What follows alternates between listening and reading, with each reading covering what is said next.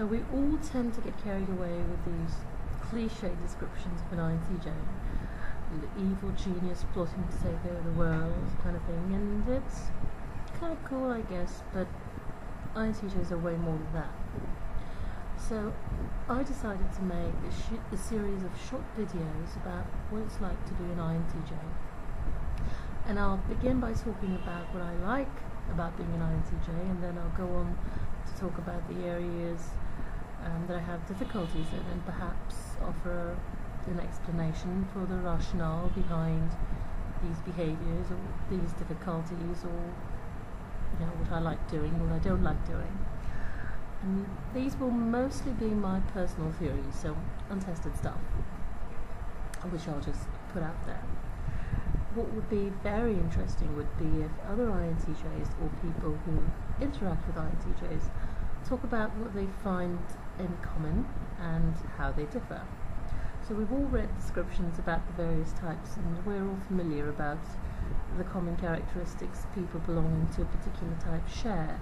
But I think it will be interesting to look at things the other way around, and I think, or rather to think, or be more aware of within type variability, because I am an INTJ, but I'm also an individual.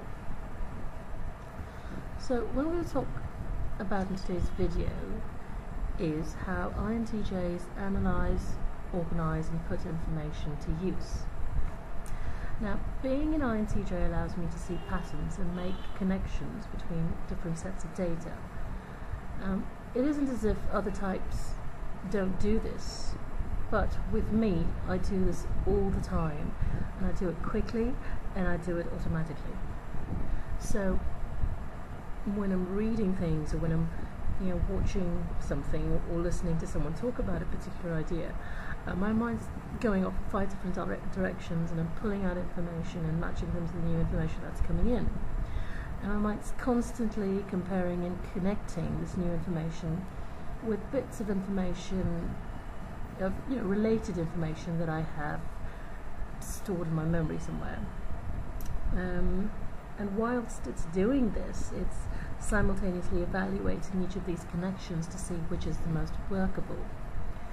And I think this is where INTJs and INTPs differ. INTPs are happy to keep connecting bits of information to this idea. For INTJs, the bottom line is this going to work out there in the real world?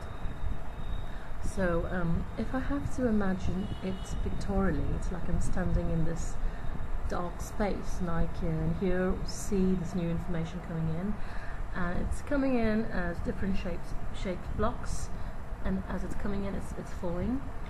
And whilst this is happening, I somehow telekinetically retrieve other blocks and match them to this original block. And I'm looking at these retrieved blocks and assessing which ones fit and discarding the ones that don't. And whilst this new bit of information is still descending, I connect the blocks that fit, and it forms this shape, which to me is an executable idea.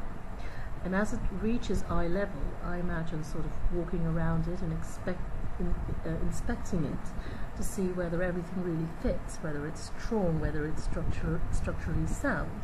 And then I think about what I'm going to use this shape for, and how it will withstand various factors and situations that might wear it down. And then I make some final adjustments and put it through a crash test in my head.